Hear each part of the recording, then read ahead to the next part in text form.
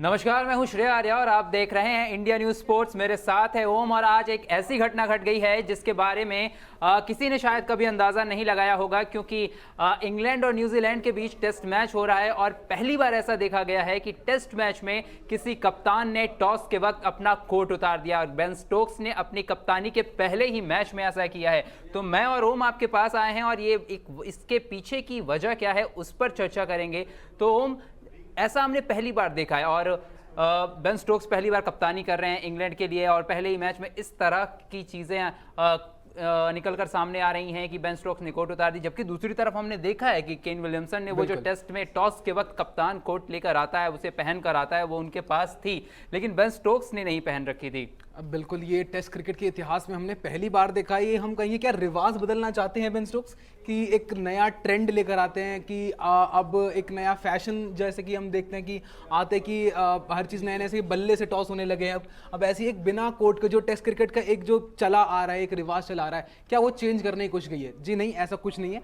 हम आपको इस टॉपिक पे थोड़ा सा आपका ऊपर ध्यान केंद्रित करते हैं और ये रीज़न आपको बताते हैं कि ऐसा क्या कारण था जो इंग्लैंड के कप्तान बेन स्टोक्स ने ब्लेजर उतार के टॉस करने गए। इसका एक सबसे बड़ा कारण है ग्राहम थ्रोप। जिनको ग्राहम थ्रोप एक इंग्लैंड के ऐसे दिग्गज खिलाड़ी रहे हैं। हम आपने दर्शकों को बता दें कि ग्राहम थ्रोप एक इंग्लैंड के ऐसे बल्लेबाज रहे हैं जिन्होंने 100 टेस्ट मैचेस खेले इंग्लैंड के लिए, 6500 से अधिक रन बनाए हैं टेस्ट मैचेस में, 82 वनडे खेले हैं।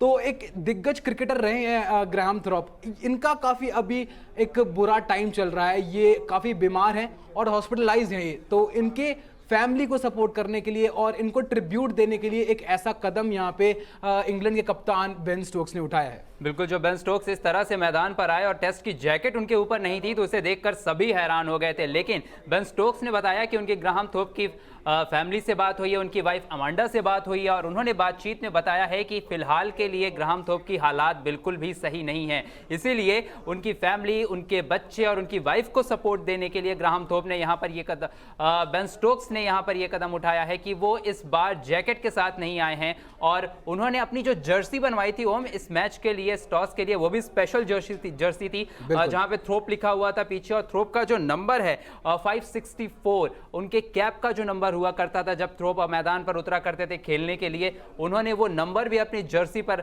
लिखवाया था, क्योंकि अब टेस्ट क्रिकेट में भी जर्सी पर नंबर लिखे जाने लगे हैं। तो थ्रोप के कैप का नंबर भी उनकी जर्सी पर था और थ्रोप की जर्सी वो पहनकर टेस्ट के लिए उतरे थे। और साथ ही साथ एक वजह और भी है, ना सिर्फ थ्रोप के लिए ट्रिब्यूट था बल्कि उनके परिवार के खुद के जो सदस्य हैं, उनके पिता, उनके लिए भी बेन स्टोक्स की तरफ से एक ट्रिब्यूट था। बिल्कुल, उनके पिताजी का देहांत दिसंबर में हो गया था पिछले साल, तो उनको भी एक ट्रिब्यूट देने का ये तरीका था बेन स्टोक्स का। तो ये काफी एक पॉजिटिव एटीट्यूड, मैं कहूँगा पॉजिटिव एक कल्चर यहाँ पर लाने की यहाँ पे बेन स्टोक्स की एक जद्दोजहद है।